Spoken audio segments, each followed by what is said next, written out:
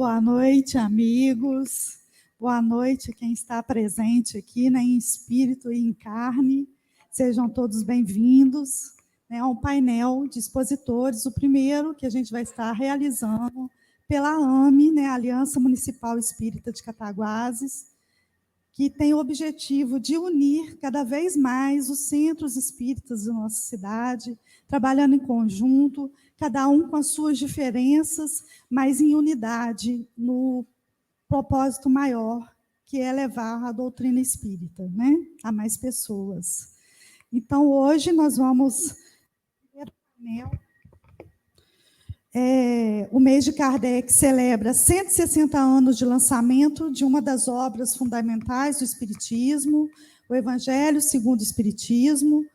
Essa obra traz a interpretação das máximas morais de Cristo em harmonia com os ensinamentos espíritas e mostra todos os dias como devemos aplicá-las nas situações cotidianas da nossa vida. Assim, o tema central deste ano é 160 anos de luz, a atualidade do Evangelho segundo o Espiritismo. Antes de começar nosso trabalho, fazer a prece inicial. Chega aqui, Flor, vem fazer a prece para a gente.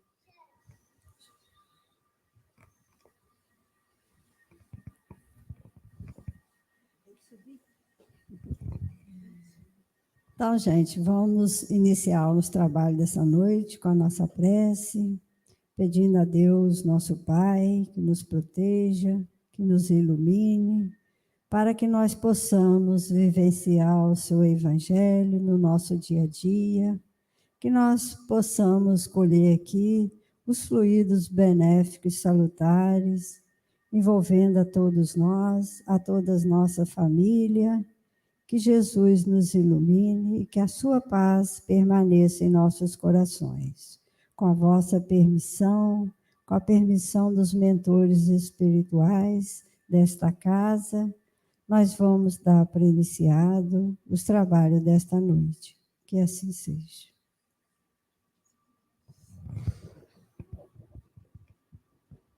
Hoje nós teremos a apresentação de uma jovem, né? Já que o tema trata a realidade dos jovens. A Clarice vai tocar uma música para a gente. Fique à vontade, Clarice.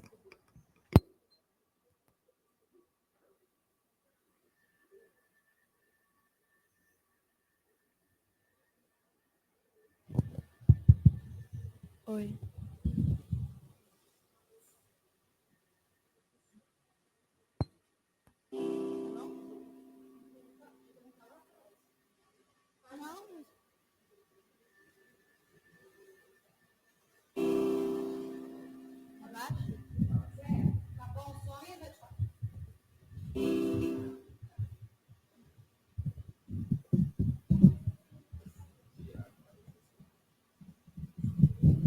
Tá bom assim? Tá bom? Não, não precisa não. Não quero. Pode ir? Toda vez que eu penso em Jesus, meu coração se acende no meu peito. Toda vez que eu sinto essa luz iluminando a minha mente e o meu corpo, pareço flutuar. Quando penso em Jesus, eu sinto paz. Quando penso em Jesus, minha alma se perfuma numa doce vibração. Os meus pensamentos se transformam e eu eu sinto que dentro do coração vai surgindo,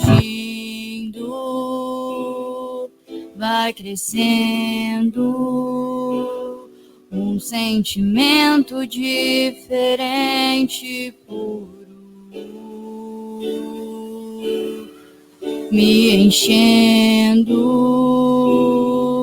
me elevando,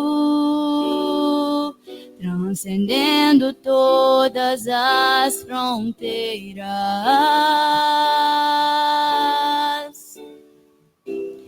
E o mundo inteiro é alegria, colorido como uma manhã de sol. Quase grito de tanta felicidade, meu sorriso não demora a despontar.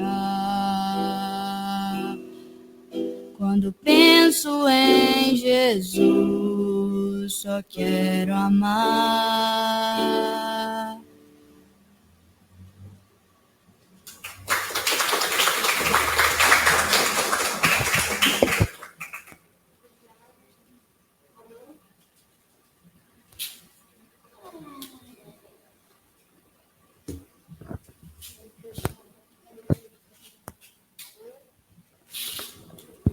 Alô? Obrigada, Clarice.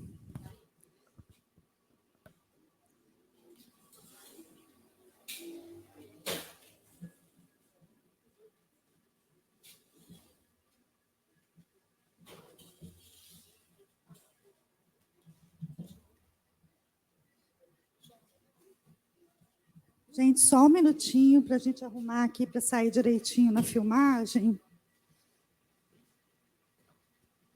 Ok, agora, João?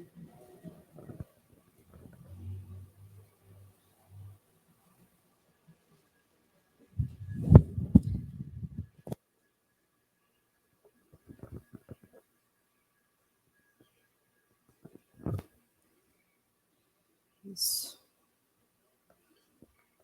A gente fica tão nervosa que esquece até de se apresentar, né? Meu nome é Graziela, para quem não me conhece. Então, hoje, a gente está iniciando uma tríade, né, de painéis com expositores, né, em comemoração ao mês de Kardec, e muita gente pode se perguntar o que é um painel de expositores.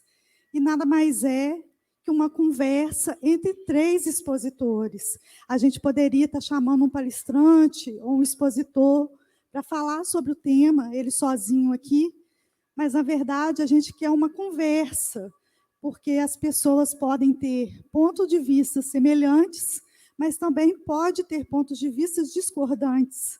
E, para o público, essa conversa, esse bate-papo é muito enriquecedor, né?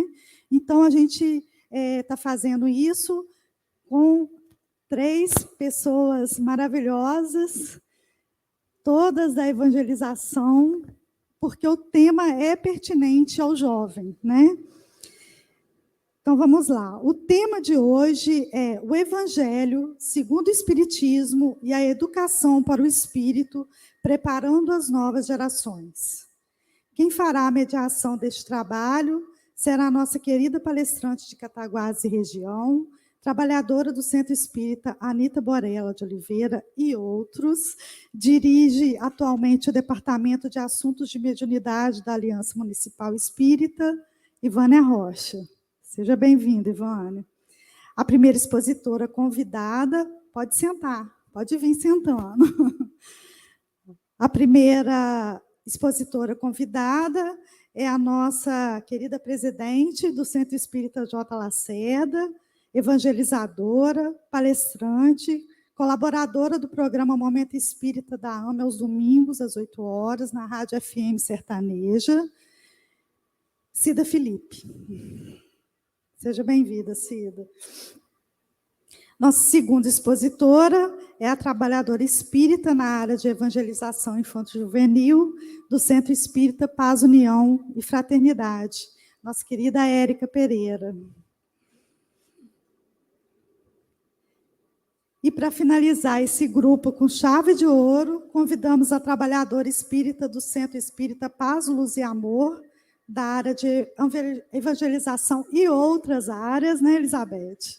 A querida Elizabeth Ramalho. Sejam todas bem-vindas, estão devidamente apresentadas, nervosas, mas que sejam uma noite muito proveitosa para todos nós, tá? A palavra está com você, Ivana. Boa noite a todos. Boa noite a todos, né? Com imenso prazer que estamos aqui nessa noite. Boa noite, meninas. E nós vamos começar falando da idade que se considera uma pessoa jovem. De acordo com o Estatuto da Juventude, na Lei número 12.852, de 2013, são considerados jovens aqueles entre 15 e 29 anos.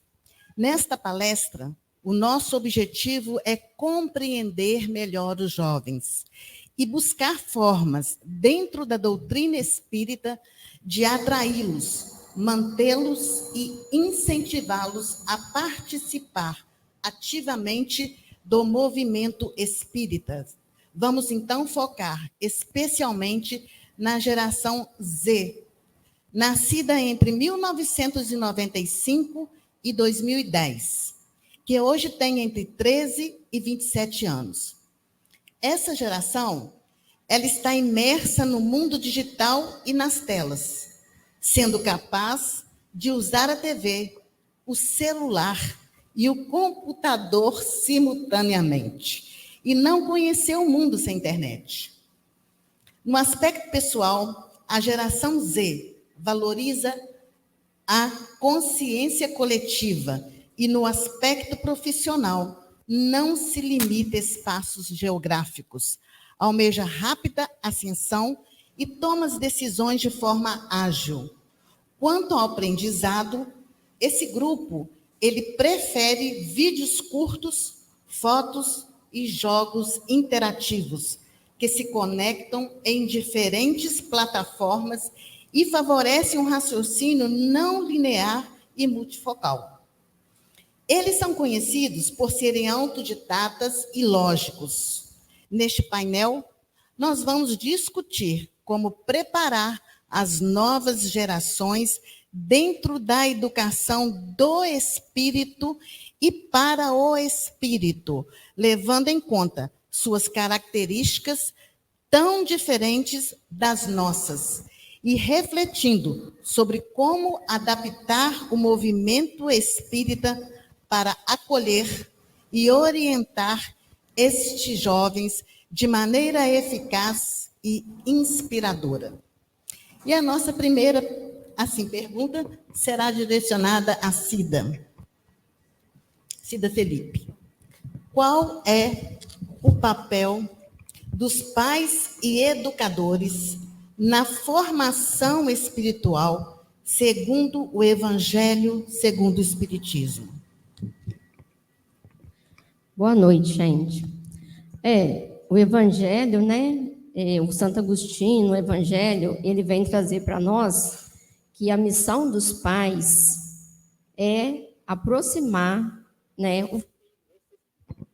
Aproximar esse espírito de Deus, né? Porque todo o espírito, quando reencarna, na verdade, o único propósito é a sua evolução. E aí a missão dos pais, ao receber esse espírito, é aproximá-lo de Deus, né? Isso aí, a gente às vezes fala assim, mas como que a gente vai fazer isso, né? Então, assim, é uma responsabilidade muito grande. E hoje nós temos muitos trabalhos na área da educação de profissionais competentes, né, e preparados. Tem o Alírio Cerqueira, eu gosto muito dos livros dele, e ele tem um livro que chama a Saúde na Relação Pais e Filhos, e que ele vai falar muito essa questão do autoritarismo, da permissividade, e que a gente tem que achar esse equilíbrio. Porque a gente fala assim, tá, o objetivo é aproximar esse Espírito de Deus. Mas como que a gente vai fazer isso?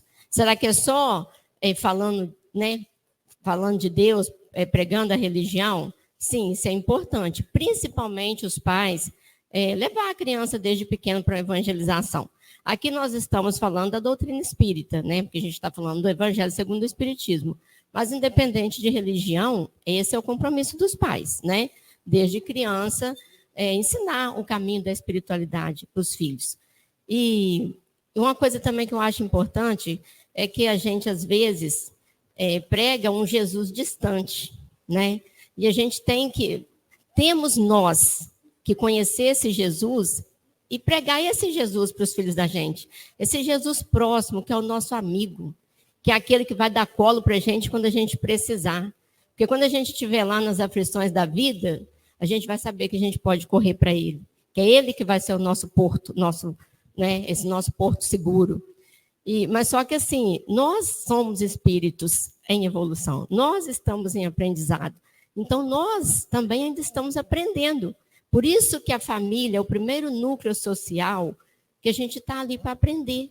Porque os filhos também ensinam a gente. Então, a gente está ali para crescer juntos. Tem uma profissional também, ela é psicopedagoga, psicóloga. Eu gosto muito dos vídeos dela. Ela chama Isa Minatel. Não sei se vocês conhecem. E ela fala muito essa questão da educação. Porque a gente fala assim, na doutrina, a gente prega o quê? Deus é punitivo? Não. Deus não pune ninguém, né? Deus é um pai bondoso, de amor, e nós estamos aqui para aprender, para evoluir, e com todo o amparo da espiritualidade. A gente vai errar? Vai. E ele vai dar quantas chances a gente precisar para recomeçar. Mas eu estava pensando isso a partir dos estudos dela, porque ela fala em castigo ou consequência. Quer dizer, a gente fala assim, Deus não pune, Deus não castiga. Mas a gente ainda usa a palavra e a atitude de castigo com os filhos da gente, com as crianças. Então, como que a gente acredita que um pai bondoso não castiga, que é lei de causa e efeito, e a gente repete o que a gente traz enraizado na gente de castigo, né? Aí a criança vai, faz uma coisa e a gente fala para ela, você vai ficar de castigo porque você fez isso. E aí a gente não está ali criando uma educação de diálogo, dele refletir no comportamento dele. Então, os vídeos dela são muito interessantes. Aí ela fala que não tem que ser castigo, tem que ser consequência. Mas se a gente falar consequência e praticar o castigo, não adiantou nada, só mudou o nome. Então, a gente tem que mudar a nossa concepção. Por que se a criança errou, qual que é o nosso objetivo? O nosso objetivo é punir ou o nosso objetivo é educar? Ela entender que ela errou, que ela precisa refazer de uma forma diferente. Se o nosso objetivo é que ela tenha essa reflexão, então a gente não pode dar castigo, a gente tem que dar consequência. E a gente tem que mostrar para ela. Aí ela dá até um exemplo. Por exemplo, a criança quer ir brincar. Aí eu falo para ela assim, se você arrumar seu quarto, eu deixo você brincar.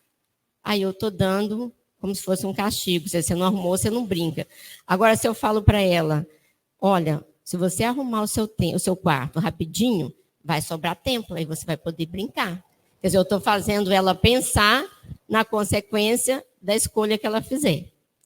Né? Aí é o que a gente aprende na doutrina espírita, tudo é causa e efeito, não é punição. Não vai depender da minha escolha. Então, quer dizer, qual que é o objetivo dos pais? Aproximar essa alma de Deus. E como a gente vai aproximar essa alma de Deus? Buscando essa educação de diálogo, onde a gente vai fazer eles, desde pequeno, refletir nas escolhas que eles estão fazendo.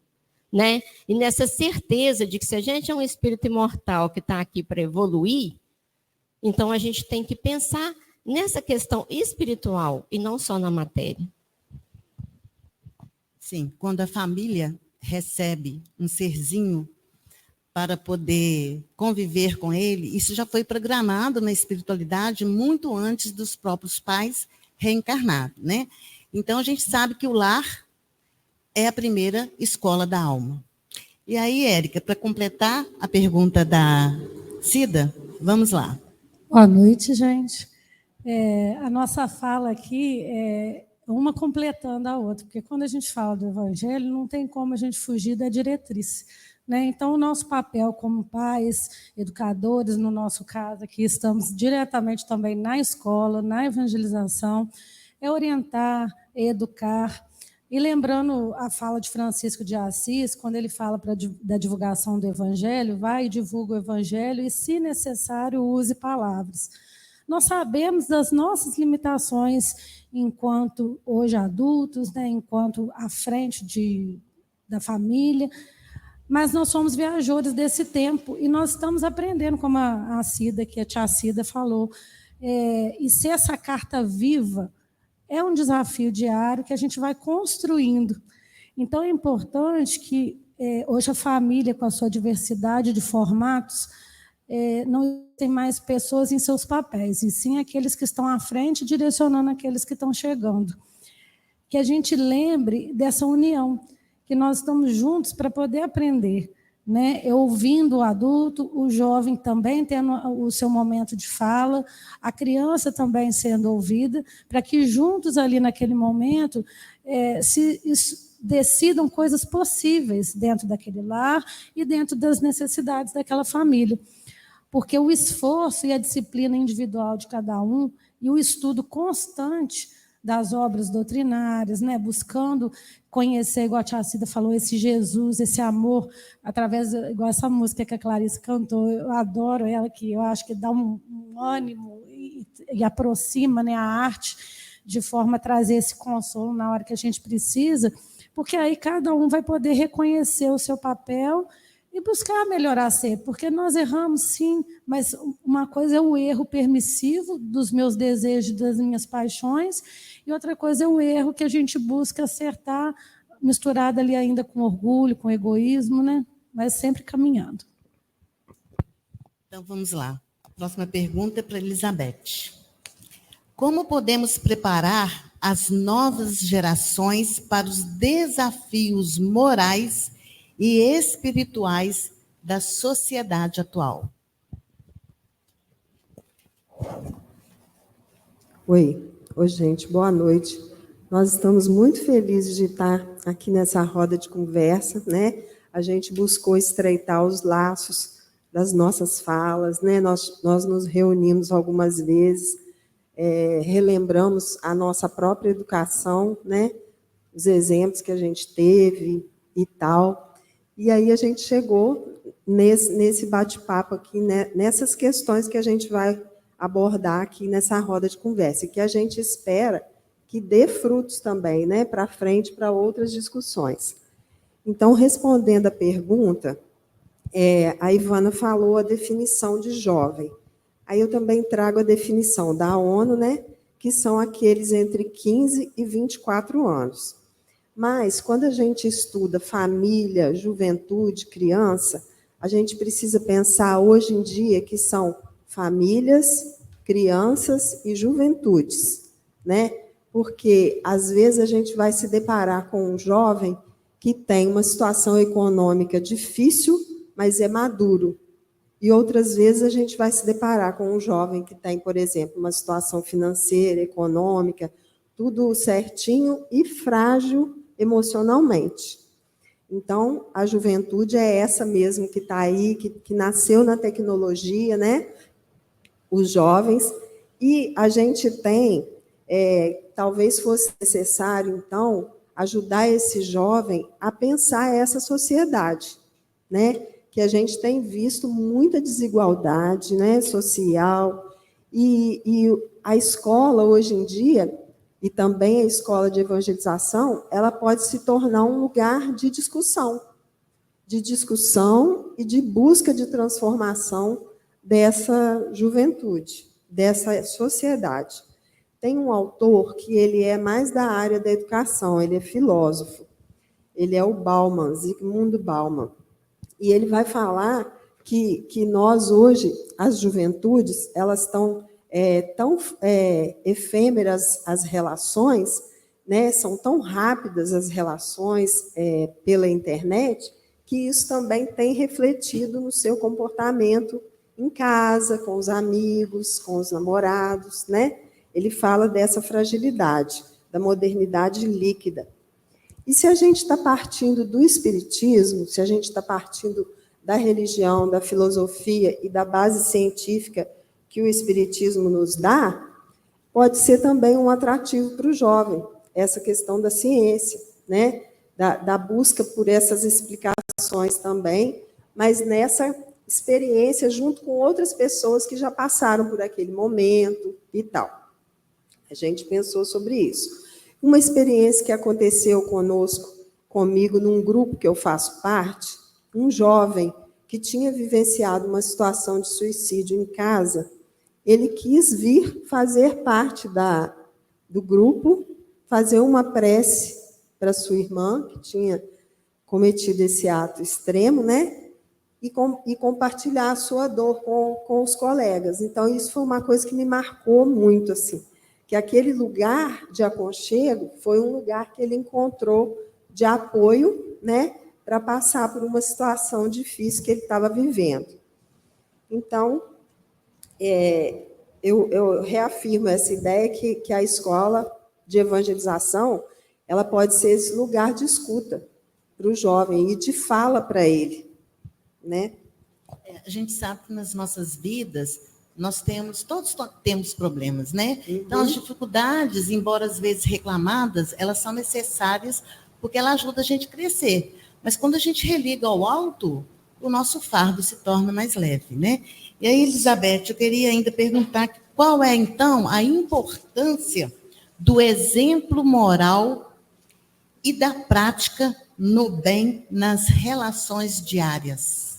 Então, o exemplo moral. Educar exige paciência, mas também esperança, né? E na pergunta 776 do Livro dos Espíritos, que trata da lei do progresso, os Espíritos falam que o homem é um ser perfectível e carrega em si o germe de seu aperfeiçoamento.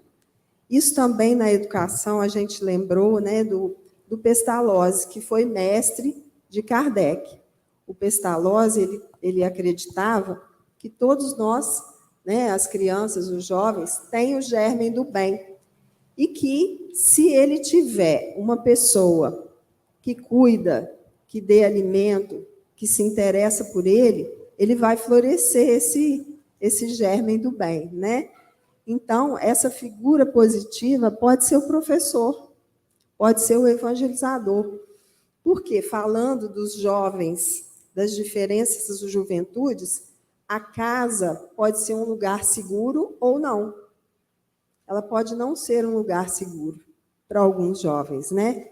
Então, eu sempre acreditei no exemplo. A gente teve oportunidade de conviver com pessoas, né, que nos influenciam. Às vezes, ninguém é perfeito, né? E aí a gente sabe da força do exemplo. E eu busco, na minha vida como evangelizadora, já que a gente está falando da busca desse jovem, tentar ser coerente com a minha prática, né? A fala com a prática, assim como as meninas. Então, passar isso para os filhos, né? E para que eles possam analisar e buscar também a sua maneira de construir a sua própria trajetória. Uma palavra sábia, ela guia uma vida. E um exemplo ali também guia uma vida. Ô, Érica, de que maneira os jovens podem ser encorajados a desenvolver a sua própria espiritualidade e responsabilidade moral desde cedo? O período da juventude é aquele em que tem a agitação, busca de emoções, a busca das sensações estão afloradas. Então, a gente pode comparar o jovem como se fosse uma chama. E que a gente sabe que quando o fogo, o calor, ele é utilizado de forma correta, ele auxilia ali no alimento do dia a dia.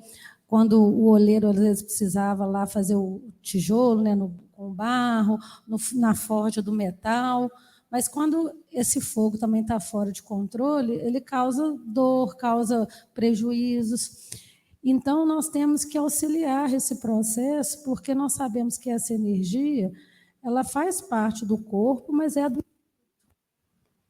Então, e analisar, como a Beth disse, quem é esse jovem que está na nossa casa espírita? Ele passou pela evangelização infantil? não pelo simples fato de ter frequentado as aulas, mas porque ali foi trabalhado conceitos que vão ajudá-los a refletir de forma consciente.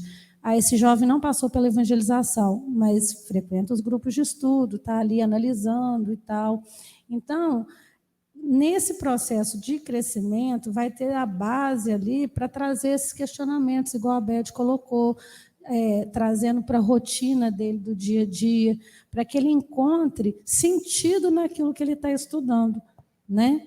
Então, conhecer Jesus, os seus ensinos, e aí esse amor que a gente vai aprendendo, vai materializando, vai auxiliando buscar o caminho do bem, né?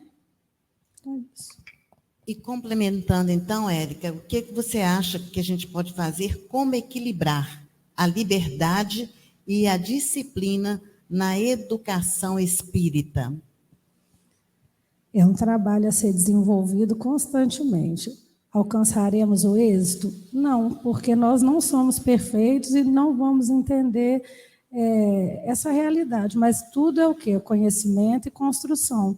E lembrar que esse jovem que está vindo é um espírito milenar. Ele traz o seu conhecimento, ele traz vivências. Às vezes, o intelecto é muito mais desenvolvido do que o nosso próprio, de quem está ali à frente, né, coordenando ali na família ou até na própria instituição de ensino. Mas tem um motivo dele ter vindo depois daquele que está ali na proposta de o conduzir, né? E auxiliar ele, o seguinte, trazer a consciência da oportunidade da vida. Por que estamos aqui? Por que tivemos essa oportunidade de estar nessa família, nessa sala de aula, nesse grupo dessa casa espírita? Que muitas dessas questões, igual você falou, nós programamos, escolhemos as nossas situações no mundo espiritual. A gente pode falar que muitas reencarnações são programadas, tem um planejamento. E aqui, às vezes, na juventude, é que a gente fica encantado pelo mundo e acaba, às vezes, dando uma desviada da rota e tendo que buscar, às vezes, um plano B ou C. Mas valorizar esse planejamento, entender a questão da consequência, igual a tia Cida falou, do livre-arbítrio, porque a gente tem escolhas a todo momento. Os pais não estão do lado dos filhos o tempo todo, então eles têm que se guiar por si, né, pelos equilibrando as necessidades, mas também o que eles ponderam e aprenderam como certo. E lembrando que o jovem, como a criança, como o adulto, o diálogo e a reflexão é sempre o caminho, pois a nossa doutrina ela é educativa, ela é consoladora, não é punitiva, como nós falamos aqui. E lembrando que a estrutura familiar deve acompanhar esses jovens, porque ali reconhece as tendências positivas, negativas, né, demonstrando nesse aprendizado constante. Sim, todo momento, né, nós devemos equilibrar entre as nossas escolhas e as nossas consequências. Cida, vamos lá. Como, então, essas virtudes podem ser ensinadas de maneiras práticas e acessível?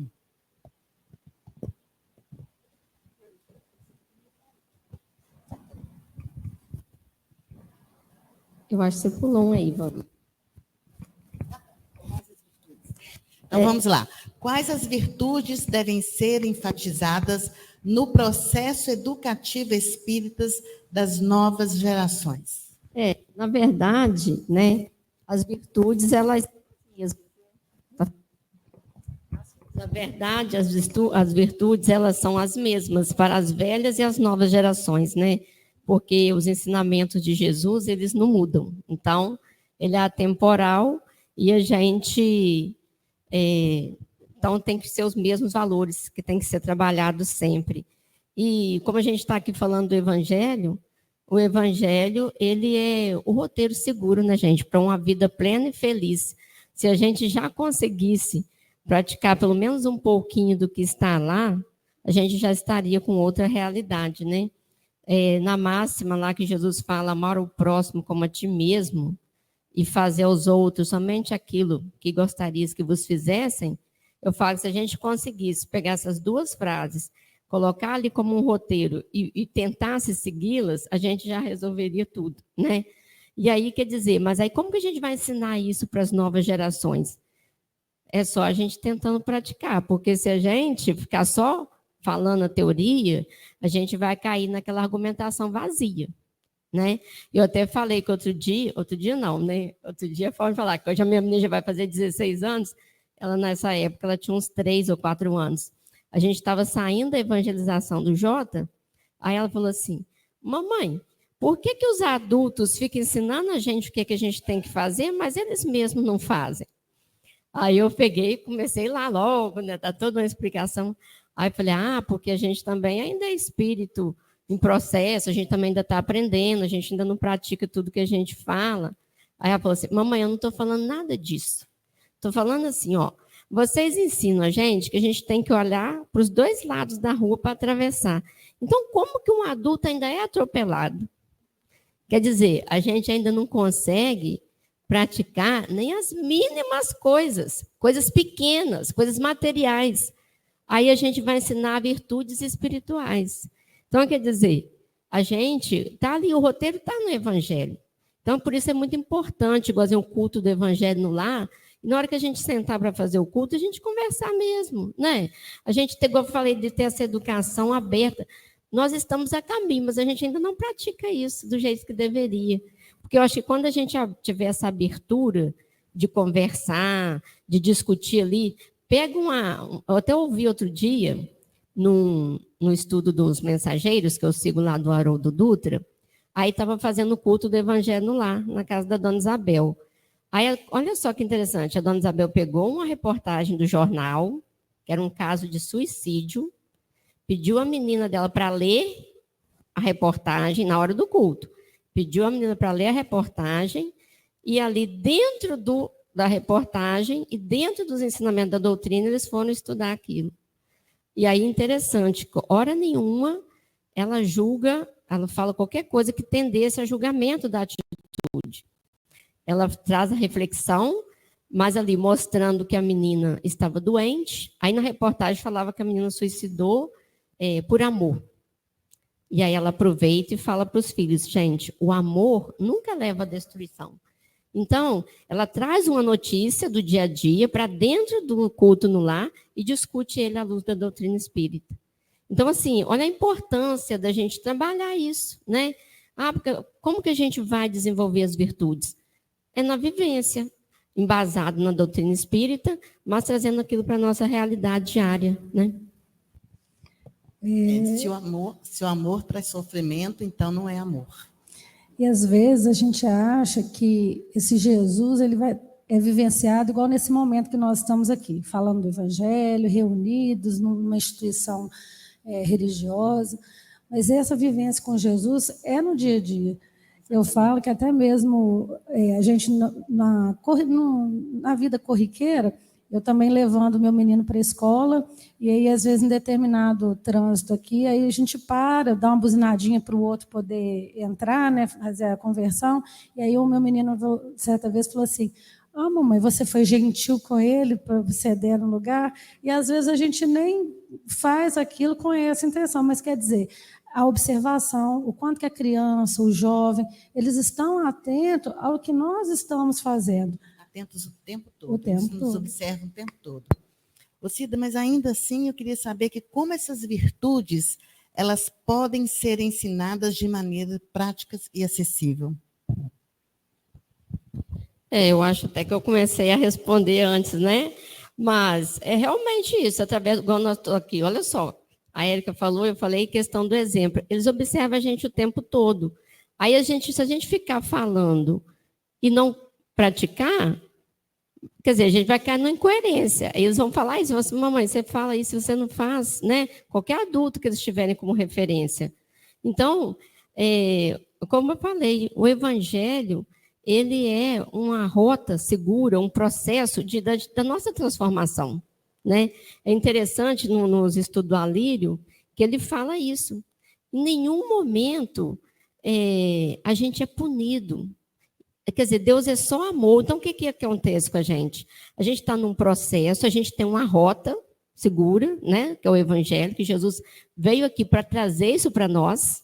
Então, o tempo todo Jesus fala, dessa reforma, dessa transformação, mas ele fala do amor, ele fala do perdão, ele fala, hora nenhuma você vê a questão de preconceito, de julgamento, né? Inclusive ele fala do não julgamento. E o que acontece? A gente vai errar, porque a gente está nesse processo, e a gente tem que recomeçar. E a gente tem ali no Evangelho todo esse direcionamento, essa diretriz, como a Beth falou. Então, quer dizer, qual que é a maneira mais fácil da gente ensinar virtudes para eles? É com o nosso exemplo, a maneira mais prática, né? E ainda assim, uma coisa também assim, muito interessante que eu ouvi outro dia no estudo do Arthur, ele falou assim, a gente vai ensinar, vai levar para evangelização, e essa é um compromisso nosso mesmo, né? A gente vai levar para a mocidade, vai estar ali trilhando com eles, mas ainda assim, eles têm um momento deles e a busca tem que ser de cada um. Porque muitas vezes eles estão ali por nós, a busca é nossa, e a gente está levando porque a gente quer ver eles no caminho do bem. Mas ainda assim, eles só vão ter esse despertamento quando essa busca for deles mesmo. Mas é o nosso papel dar esse direcionamento, principalmente com o nosso exemplo, igual a Érica citou, o Francisco de Assis. Vai e prega o evangelho. Se precisar, use palavras, né? E, na verdade, a gente usa mais palavras do que o exemplo, né? Ninguém muda ninguém, mas nós podemos dar bons motivos para que as pessoas melhorem, né? E a gente está ali, estamos aqui para progredir, para melhorar a cada dia. Elizabeth, como as futuras gerações educadas segundo os princípios do Evangelho, elas podem contribuir para a construção de uma sociedade mais justa e fraterna? Então, se a gente se propõe a seguir Jesus, a gente pode entender, e o jovem, eu acho que isso encanta o jovem também, a questão do Jesus revolucionário, né? Que ele era uma figura que conversava com todos, né? Que chegava, que deixava o outro se aproximar sem julgamentos. Então, com relação ao jovem, eu acho que a gente está precisando deixar um pouco o julgamento, né? Ouvi-los. E a proposta de Jesus não é uma revolução violenta, é uma revolução diária, é uma revolução de transformação. Então, e o jovem, os estudos estão mostrando também que ele precisa ter um sentido para a sua vida, né? Hoje em dia se fala muito em projeto de vida, né? Só que o projeto ele pode causar uma ansiedade de você ter que fazer algo para chegar a atingir aquele projeto. É importantíssimo o projeto, mas mais do que o projeto é o sentido da vida, né? Por que eu estou levantando? Por que eu vou para o trabalho? Por que eu vou estudar? Então, e esse sentido, ele pode ser encontrado na casa espírita, no atendimento à assistência social, no atendimento fazendo um teatro, cantando, tocando uma música, compartilhando com os colegas algum momento de arte, comendo pipoca, né, Maísa? Então, às vezes, eu estava conversando com a Ivânia sobre, às vezes a gente tenta poupar muito o jovem ou a criança da realidade, e aí ele deixa de estar preparado. Aí a gente citou a questão de ser cadeirante, de ser deficiente visual, e o jovem da escola espírita, ele pode vivenciar isso, uma dificuldade. A Ivânia até falou, me chama que eu vou lá, dar o meu depoimento. De valorizar a vida, né? A vida que nós temos, a vida que é possível, a vida que pode também ser transformada. O jovem realmente ele é uma pessoa que não sou eu, ele está sob meus cuidados, é meu filho, ou meu neto, ou meu sobrinho, é meu aluno, meu evangelizando, mas ele não sou eu. Então, ele vai fazer o percurso dele, o caminho dele, às vezes diferente, às vezes nós temos os mesmos desafios, e aí a gente vai poder exemplificar, ajudar, discutir, mas é cada um fazendo o seu caminho, né? Então, eu acho que o sentido, encontrar um sentido para a vida pode ser uma ajuda aí. O sentido da vida é fazer sentido a outras vidas, igual vocês fazem. Ô, Érica, vamos lá. E quais os desafios que a juventude espírita enfrenta ao tentar aplicar os ensinamentos do Evangelho no mundo moderno? Olha que interessante essa pergunta. E para aplicar o Evangelho, ele tem que estar abastecido dele, né? Com certeza. E pegando a fala da tia Cida também, numa palestra do Arthur Valadares, ele coloca que o movimento espírita, às vezes, deixa um pouco a desejar de como apresenta esse Jesus. Que ele, enquanto criança na evangelização, com 9 anos, ele deixava de ir para a evangelização para ficar ouvindo o Simão Pedro falando, desbravando ali os conceitos, aquele momento em que o Cristo vivenciou, a sua forma era sentida através da fala do orador, e ele, enquanto criança, ficava embevecido com aquilo. Então, como que nós temos alimentado esses jovens com esse Jesus, com esse mestre de amor, que ele viveu a sua obra, ele não, como diz o outro, ele não usou palavra hora nenhuma, né? No sentido assim de ficar direcionando, ele convidou através da sua fala as reflexões, né, deixando ali os seus ensinamentos. Mas hoje o jovem, para ele o desafio de ser diferente, ter aceitação de grupo, às vezes é taxado como bobo, como omisso, como subserviente, às vezes aquele que não tem poder, fica essa dificuldade de se colocar. E ainda tem as suas paixões, os seus desejos, tem a questão hormonal que está ali no desenvolvimento do corpo físico, e mais as tendências, porque a gente sabe que até os 7 anos o espírito está acomodando as informações, né, que são recebidas no processo educativo, no processo familiar. Mas quando ele está na juventude, quer dizer, vem aquele boom de sensações que ele já traz consigo. Então, é necessário, igual a Beth falou, a casa espírita, né? A gente está atento aos sinais que são oferecidos para a gente auxiliar nas necessidades que eles apresentam. Porque hoje em dia, tudo é tutorial. As pessoas ensinam como você fazer a sua higiene da face, como você viver, como você vestir, e tudo é muito rápido. Os vídeos curtos, o consumo da internet é tudo muito rápido. Será que a gente tem tempo, nós adultos mesmo, de analisar o que a gente está assistindo? Ou a gente fica só ali rolando o dedinho, perdendo tempo, não alimentando a nossa mente, que é a casa do Espírito? E aí a gente lembra, né, do Emmanuel, quando ele vai convidar o Chico, ainda jovem, para o seu trabalho, para o seu messianato, ele fala: Chico, tem 3 condições, né? Disciplina, disciplina e disciplina. Então, nós temos que trazer essa disciplina para nós, adultos, no nosso cotidiano, e com isso auxiliando também o jovem a adquirir essa disciplina, porque às vezes nós, como pais, e como a gente quer ver a gente planta e quer ver, já quer colher o fruto, e não é dessa forma, né? Com certeza. Cida? De que maneira o Espiritismo propõe soluções para problemas sociais contemporâneos como a desigualdade, intolerância e a falta de ética? Como eu já falei, né, a gente fica voltando no Evangelho, porque, na verdade, o Espiritismo ele nem propõe, ele reafirma o que está no Evangelho, né?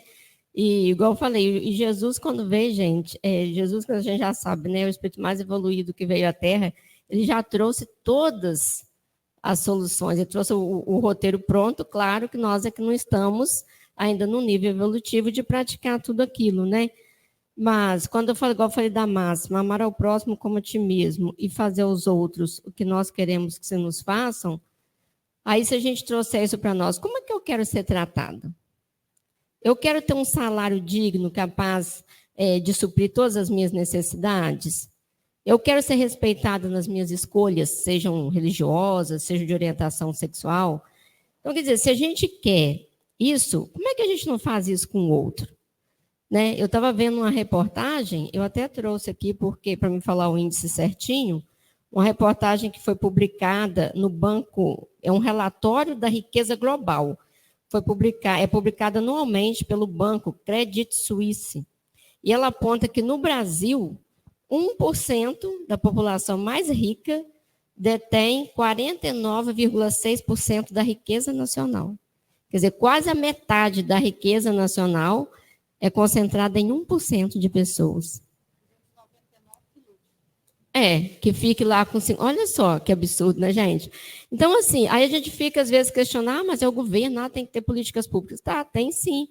Mas vocês acham que a gente vai resolver todas essas questões com políticas públicas? Não vai. Então, se a gente não... se nós não inserirmos em nós esses ensinamentos, né, do Evangelho, da doutrina espírita, que Allan Kardec enfatizou muito, fora da caridade não há salvação. Se a gente não introjetar isso e começar a vivenciar, não tem outra solução para esses problemas que a gente está enfrentando aí, né, em todos os sentidos. Porque a desigualdade é a desigualdade social, a desigualdade de raça, de tudo, né? Mas por quê? Pelo egoísmo. Também está lá no Evangelho, as duas maiores chagas da humanidade, o orgulho e o egoísmo. Então, enquanto a gente não estender para outra pessoa esse olhar de que nós somos uma família universal, que o outro é o nosso irmão e que eu tenho que querer para ele o que eu quero para mim, a gente vai vivenciar isso. Nós sabemos que a gente está num mundo de provas e expiações e que não vai ter igualdade de riquezas. Não é isso que a gente está falando aqui. Mas ainda é um absurdo a gente ter uma pessoa com a riqueza dessa e o outro não ter nenhum prato de comida, né? Então, assim, e a gente, estudando as obras do André Luiz, ele fala lá, eu acho que é no nosso lar, né? Lá no plano espiritual, respeita, né? Lá na colônia, respeita o tempo de cada um. Então, se você tem lá, você vai ter que trabalhar, fazer as suas conquistas para você ter lá os merecimentos. Tudo é merecimento, bônus horas. Mas aquele que ainda não produz nada, ele tem um mínimo, que é a comida e um pouso. Então, assim, ele está no processo ainda, mas, assim, ele tem um mínimo. Então, nós aqui, as pessoas, não estão tendo um mínimo, né? Nessa questão de desigualdade, a pessoa não está tendo um mínimo. E por quê? Porque a gente ainda está muito preso no orgulho, gente, né? No orgulho, no egoísmo. Então, quer dizer, essa transformação só vai acontecer quando a gente começar a introjetar esses ensinamentos de Jesus e vivenciá-los. Beth, como os jovens podem ser agentes de transformação social baseados na moral cristã e espírita? Então, quando a Cida falou essa questão de políticas públicas, a gente tem que também acreditar e lutar por elas, né?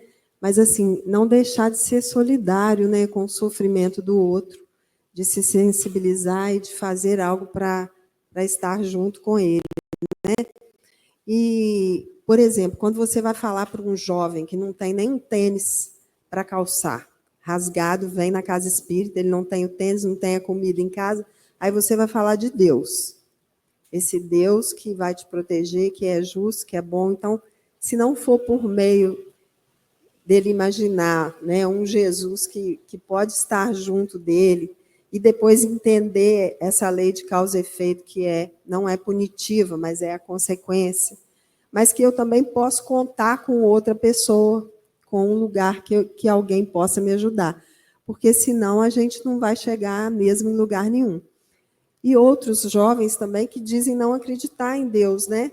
E aí a gente fica esperando o tempo, porque essa questão de Deus é muito pessoal mesmo. Às vezes ele não vai acreditar num Deus punitivo, mas ele vai sentir um Deus que está tomando conta aí do universo, né, através dessa organização toda. Então, a gente problematizar sempre com eles, né? E não desistir, buscar ser indulgentes, porque gente precisa de gente. São companheiros de nossa evolução e, de acordo com a própria estrutura da família, cada família vai ter uma estrutura assim ou daquele outro jeito para dar esse suporte para esse jovem ou essa criança. Mas sejamos solidários, né? Sabendo que ele está no tempo dele, que ele está num processo de reencarnação em que ele precisa passar por aquele momento, mas que a gente também está junto. Érica, como a educação espírita pode preparar os jovens para liderarem com as questões de saúde mental e emocional na sociedade atual?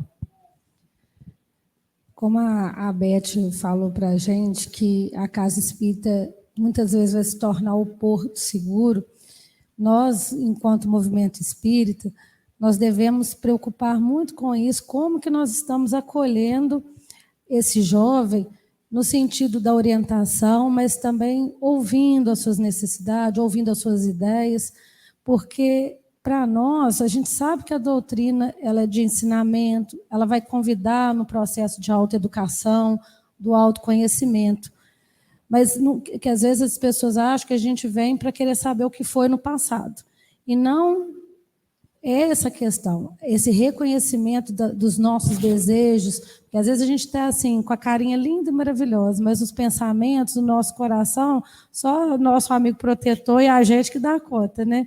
Então, com esse processo do estudo e essa busca por essa renovação, é necessário que esse jovem ele também busque esse raciocínio, né, procurando umas respostas, mas quando ele não encontrar, consiga encontrar nos nossos ombros, no nosso colo, um alívio para a dor que esteja sentindo. Ele saiba que ele não está sozinho, que muitas vezes não precisa nem da fala, às vezes um abraço quando ele é recebido, um sorriso, né, um acalento, porque Jesus é o médico das almas.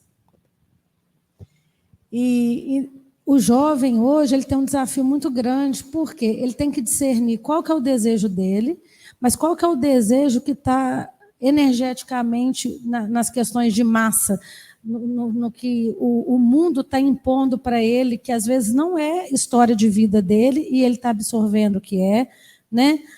E, além disso, a gente sabe que existem os espíritos. A gente não pode falar que são espíritos maus, mas são espíritos ignorantes, espíritos que ainda acham que na cobrança, né, estão ali, vão reajustar alguma coisa conosco, e tem essa influência. Então, lembrando do passe, da água fluida, do culto do evangelho no lar, que são sempre socorros imediatos, né, para cada um. E que a família vai ser a primeira vivência desse evangelho, somando com a casa espírita, auxiliando esse jovem nessa reflexão que por que essa dor que eu estou sentindo? Como eu disse, o lar é a primeira escola da alma.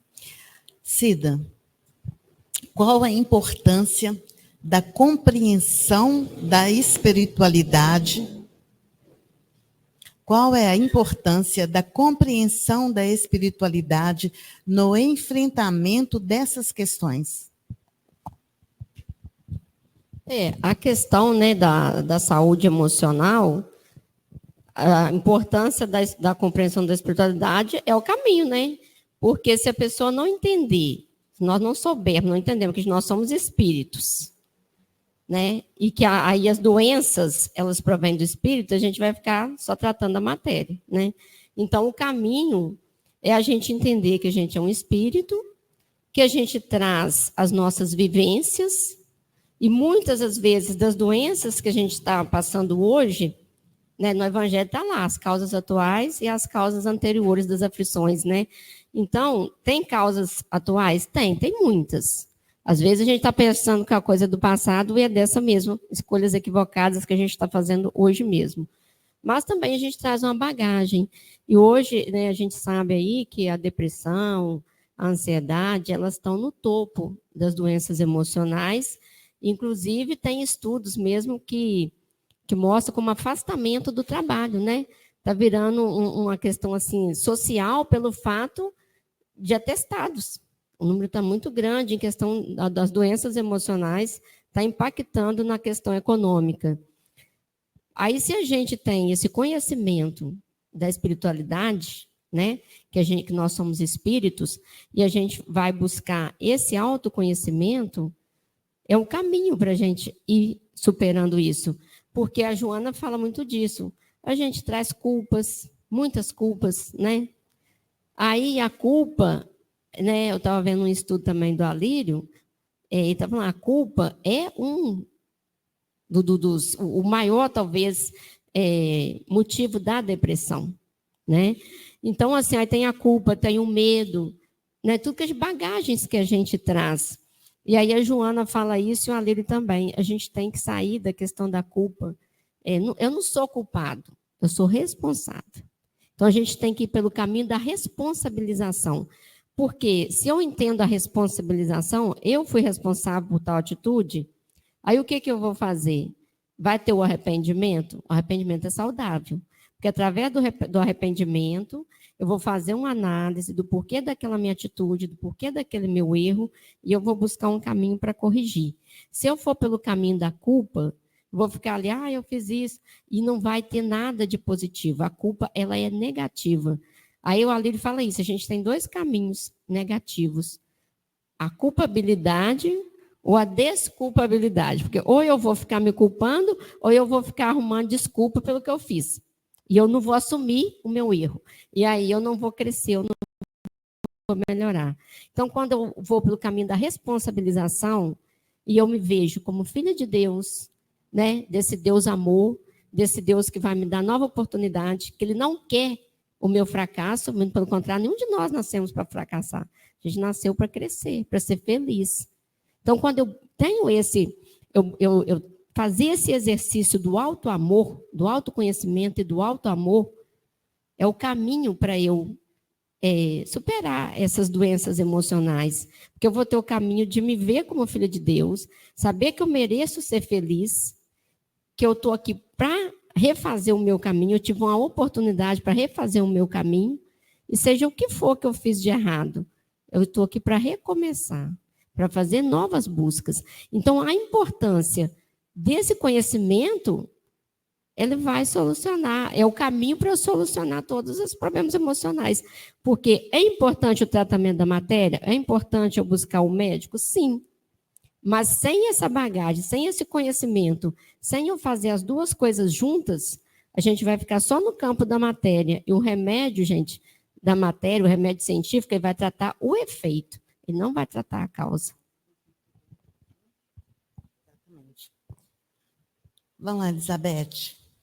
Que desafios e oportunidades o Espiritismo vislumbra para as novas gerações em um mundo cada vez mais materialista? Então, essa pergunta me fez lembrar a pandemia, porque o jovem, realmente, na pandemia, nós todos ficamos com medo da morte, com medo do imprevisto, de algo que a gente não sabia que ia acontecer, medo da morte nesse sentido, medo do que poderia acontecer. E, através às vezes, um jovem morando em outra cidade, às vezes em outro país, e o Espiritismo, através do culto no lar, online, ajudou muita gente. Então, essa questão emocional que a gente pôde viver em família e com a juventude, fora de casa, e eu lembro isso, assim, que essa noção de espírito, que eu não sou só matéria, que eu preciso cuidar do espírito, e aí lembrando do culto no lar. O Eurípides Barzanufo nos alerta que é preciso ensinar o educando a se ver como espírito e construir novas referências, entender quais sentimentos que prejudicam a sua evolução, o seu caminhar no desenvolvimento de valores espirituais para que ele se fortaleça diante das intempéries da vida. Exatamente, Cida. Eu vou fazer a mesma pergunta para você. E aí, repetindo a pergunta, que desafios e oportunidades o Espiritismo vislumbra para as novas gerações em um mundo cada vez mais materialista? Eu acho que o desafio deles, o maior desafio deles é realmente enfrentar essa sociedade materialista, né? Porque chegar lá fora, no ambiente deles, né, na universidade, no lugar que eles frequentaram, que só tem lá no mundo deles de jovens, e todo mundo está voltado só para o materialismo, e eles se mostrarem como eles são, quem eles são, é um desafio. Então, eles vão ter que ter muita maturidade e, principalmente, autoestima. Eu acho que a gente precisa trabalhar muito nas crianças e nos jovens, essa questão da autoestima, da segurança, para ele chegar lá fora e não ter medo de mostrar quem ele é, né? Porque realmente é um desafio, esse medo de não ser aceito, né? De ser o diferente no meio do grupo, porque isso acontece, gente, até com a gente, né? Quando eu fui fazer faculdade, eu já estava mais velha, né? Eu já estava grávida da Agatha. É impressionante, a minha turma era de jovens, o pessoal tinha acabado de sair do ensino médio e estava fazendo faculdade, né? Eu era a coroa lá do grupo. Então, dava sexta-feira, todo mundo queria ser na hora do intervalo para ir para o barzinho. Aí ficava assim, vamos, Cido, vamos. Eu falei, gente, aí depois a Agatha já tinha nascido, estou lá com a minha nenenzinha em casa, vou para o barzinho, então se for para eu matar a aula, eu vou para casa, né? Aí eu ouvi todo mundo falar muito comigo assim, Cido, você tem que entender que você precisa se divertir também. Você tem direito de ser feliz. Quer dizer, então, na cabeça deles, se você não está lá na festinha, tomando cerveja, você não está feliz.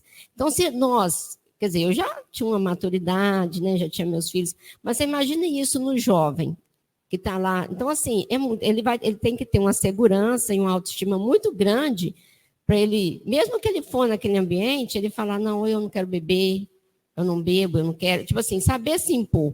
Porque é complicado, eles têm que estar muito preparados e muito seguros de quem eles são. Porque, assim, é uma enxurrada, né? É ele sozinho praticamente no meio da multidão, né? E agora, esse é um desafio, mas, por outro lado, eu acho que a grande oportunidade também deles é de levar isso para os outros jovens, de começar a colaborar nesse despertamento, de mostrar para os outros jovens que não é só a matéria, que existe coisas além disso, né? Porque se ele conseguisse, com a sua autoestima, com a sua segurança, se manter firme, ele vai chamar a atenção dos outros. Mas você consegue ser assim, né? Quando as pessoas verem ele passando por um problema difícil, com serenidade, de onde você busca essa força? Ele vai ser o diferente positivamente. Vai ser a oportunidade dele de mostrar para os jovens que existe um outro caminho, além da matéria. Nossa pergunta agora vai para a Érica.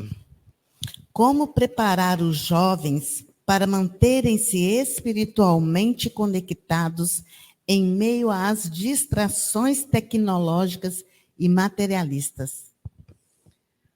O ideal é que a gente conseguisse inserir esse jovem no trabalho da casa espírita, porque assim, durante a semana também, ele vai ter o tempo dele para produzir coisas que ele vai ter que trazer para a casa espírita, né? A gente sabe que tem o setor das mídias digitais, onde eles dominam, ou até mesmo percebendo a questão psicológica, onde cada um ali, às vezes, tem um entendimento ou tem uma afinidade por trabalhar na recepção da casa espírita, às vezes até mesmo na tarefa de assistência social. Enfim, apresentar o leque nas formações do CRE, né, eles colocam muito que todo departamento deveria ter um jovem assessorando o dirigente para ele poder estar aprendendo e entendendo como que funciona esse trabalho. E também a importância da família não vir ao centro no sentido assim, de estar vindo ritualmente, mas entender que o processo do estudo que está acontecendo, dialogar em casa, o que foi falado dentro da casa espírita, e também trazer, através de leituras, igual a tia Cida falou, do dia a dia, a reflexão doutrinária ali, igual trazer um culto mais dinâmico. Enfim, nós temos que perceber como que nós, adultos, também estamos vivendo essas distrações tecnológicas. Porque é muito fácil a gente direcionar a criança, direcionar o jovem, mas permitir que o nosso ambiente de trabalho engula o nosso lar, permitir que, às vezes, igual quando a tia Cida falou, quando coloca assim, mas a gente tem que se distrair. Sim, mas que distrações positivas, saudáveis, a gente pode ter também buscando bons filmes, palestras, enquanto a gente faz atividades, às vezes, de casa, né? Você põe ali um fone de ouvido, se todo mundo não tiver disponível a ouvir, mas pode estar ali concentrando, trabalhando a nossa matéria mental, porque a mente é que vai direcionar tudo isso. Gente, agora eu vou fazer uma pergunta que todos nós precisamos ter essa resposta. Vamos lá, vou fazer para as 3, hein? Como trazer este jovem para dentro da casa espírita?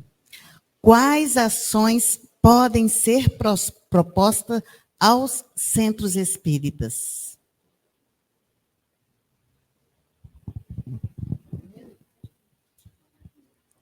Não, a gente pensa que o jovem, primeiramente, é ouvir, acolher e senti-lo como uma potência na atualidade. Saber que ele é um espírito eterno, mas ele tem uma potência na juventude que a gente pode direcionar. E essa questão de ouvir e acolher, ela está muito mesmo no nosso olhar aqui, nas coisas que a gente estudou, né? Eu queria lembrar também que os filhos, às vezes, a gente não vai ver o resultado rapidamente, numa frequência do jeito que a gente gostaria na casa espírita. Mas a gente observa na prática deles, na vida profissional, no dia a dia, né? Então, isso é, para mim, uma vitória do que foi plantado na infância e na adolescência.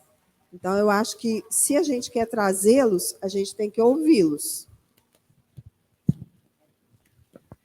A gente fechou nessa questão mesmo da escuta, do olhar, da fala sensível. E fala-se, até o Arthur Valadares coloca, que às vezes não é difícil, o Haroldo Dutra, não é difícil trazer o jovem para a casa espírita. Às vezes o desafio é mantê-lo, né? Então, a gente tem que reconhecer essa energia dele de trabalho, aproveitar da melhor forma que ele está, entender, às vezes, o momento que ele está passando, porque, às vezes, os jovens chegam com a mediunidade ali ostensiva e não conhece aquele fenômeno, e a gente sabe que, às vezes, direcionar para a reunião mediúnica não é o ideal, porque existe um processo de desequilíbrio, tem que ter um conhecimento para entender o processo que ele está vivendo. Então, esse acolhimento, essa vivência diária ali com eles no trabalho, percebendo a sua necessidade, sendo um amparo, né, um condutor ali junto com ele. E nós podemos deixar que o trabalho da Casa Espírita seja mecanizado. Às vezes, a gente tem que prezar, sim, pela fidelidade doutrinária, mas a gente tem que entender que nós estamos aqui aprendendo juntos. Então, através, igual no grupo de estudo, igual nesse momento aqui, nós estamos refletindo sobre algum assunto, como a Graziela até no início falou mesmo, tem pessoas que têm opiniões contra, mas aí nós vamos pautar o quê? Em que Jesus, se fosse Jesus, como agiria? Aí a gente vai deixar o nosso ego de lado, convidando esse jovem, convidando nós todos, trabalhadores juntos, a buscar a melhor diretriz. Não é o que eu quero, não é o que eu desejo, mas o que precisa ser através do que Jesus nos ensinou. A gente, igual a Erika falou, nós fechamos nisso, né? Eu acho que, assim, o caminho mais importante para a gente, igual ela ainda falou, às vezes nem é atrair, né? É depois manter. Mas é com esse olhar mesmo, né? O jovem chegar, a gente ter esse olhar sensível, essa escuta sensível. E aí quem fazia muito isso era o Paulo. O Paulo, ele acolhia e ele sondava cada coração, até para saber como que estava aquele terreno, né? Já estava um terreno que ele já podia colocar um adubo ali, ou então não, esse terreno aqui eu ainda vou ter que desbravar mesmo, arrancar o espinheiro, arrancar as pedras, aí já chegava outro, não, esse aqui eu já posso lançar semente, já está mais preparado. Então, quer dizer, mas como que a gente vai ter essa percepção se a gente não tiver esse acolhimento, não conversar, não se achegar, né? Deixar esse jovem à vontade para ele se abrir e a gente ver do que ele está precisando. Então, muitas vezes, eu não lembro agora, vem me ver que essa ideia aqui agora, mas eu não estou lembrando qual estudo que foi falado isso, um estudo que nós fizemos aí, ou uma palestra que eu ouvi aqui em Cataguases, que alguém falando essa questão da gente achar trabalhadores. E que, às vezes, a pessoa vem para a doutrina e ela já está pronta assim, ela quer trabalhar, ela tem um potencial e a gente nem percebe. Às vezes, a pessoa nem é espírita, está chegando. Aí eu comentei, gente, isso aconteceu comigo. Eu era católica, aí eu falei assim, eu não vim pela dor, não, eu vim de curiosidade. E eu falo que o responsável por eu ter vindo para a doutrina é o Sr. Geraldo. Sr. Geraldo, alguém me falou que é o Sr. Geraldo Ferraz, um que tinha um bigodão, andava todo com a roupa branca, com o chapelão. Eu trabalhava na loja, o Sr. Geraldo passava e deixava uma mensagem. Aí eu, com medo danado, né? Mas ia, ficava assim, dava uma lidinha. E aí eu fui desenvolvendo a curiosidade, e aí eu fui vindo para o centro. O Nando me chamou, aí eu fui vindo assim devagarzinho. Quer dizer, mas eu fui acolhida, eu fui me chegando, e hoje eu, né, acabei que eu realmente entrei na doutrina e estou trabalhando e tudo.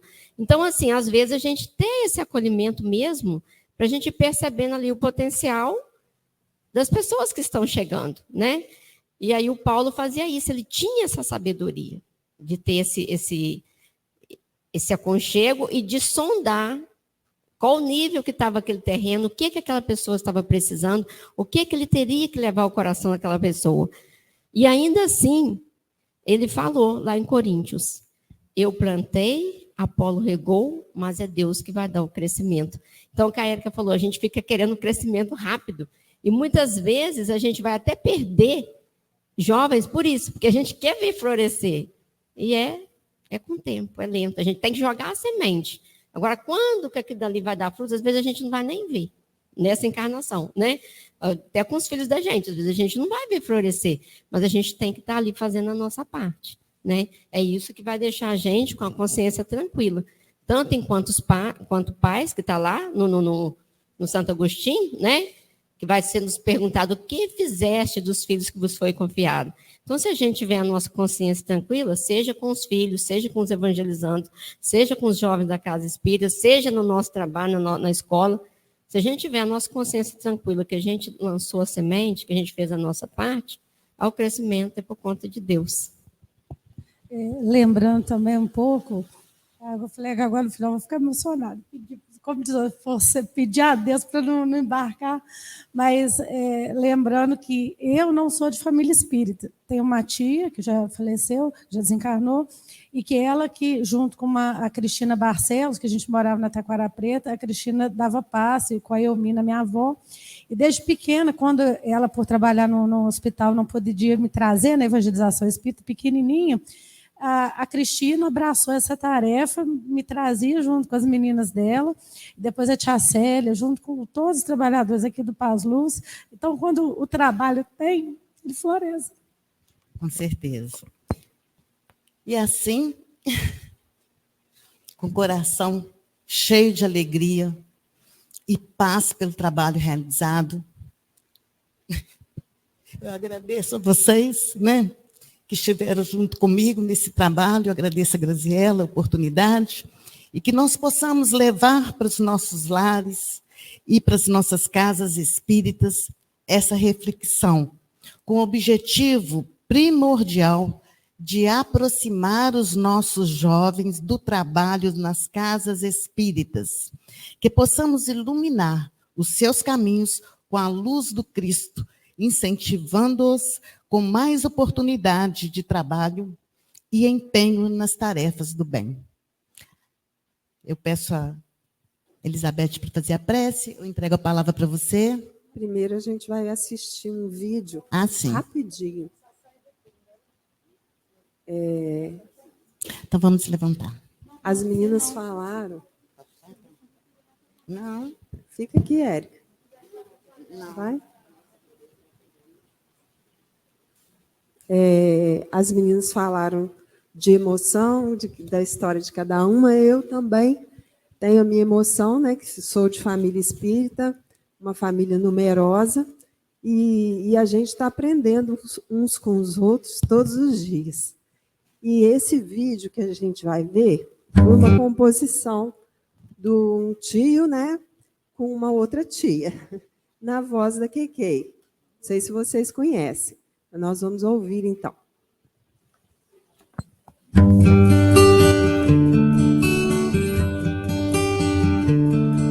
Sublime impulso divino sempre vale a pena. O amor palpita e vibra todo bem. Fornece o equilíbrio, a nossa sabedoria, proporcionando nossa evolução. É ao mesmo tempo unir e libertar. É o que Jesus pregou para nos salvar. É ao mesmo tempo unir e libertar. É o que Jesus pregou para nos salvar. É o fertilizante para a esperança. Floresce com a juventude a primavera.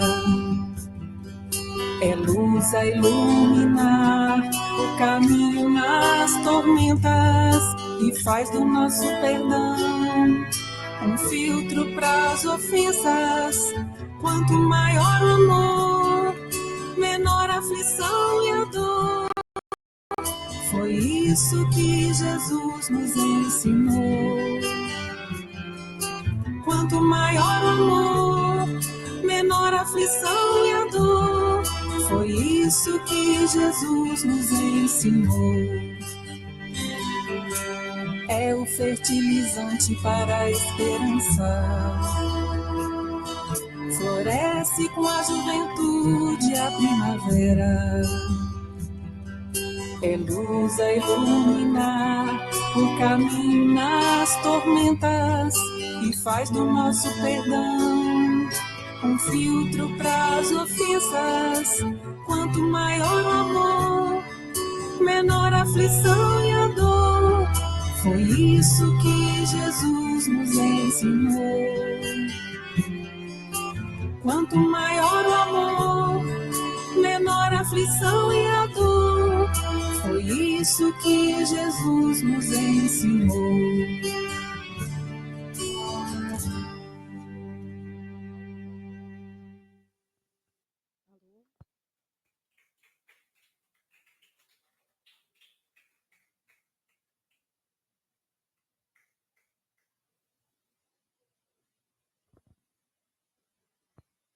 Aquele amor verdadeiro que quer o bem do outro, do próximo, e que nos faz recordar aquilo que viemos fazer aqui na Terra, nos transformar o outro e colaborar nessa mudança em que nós estamos passando no planeta Terra.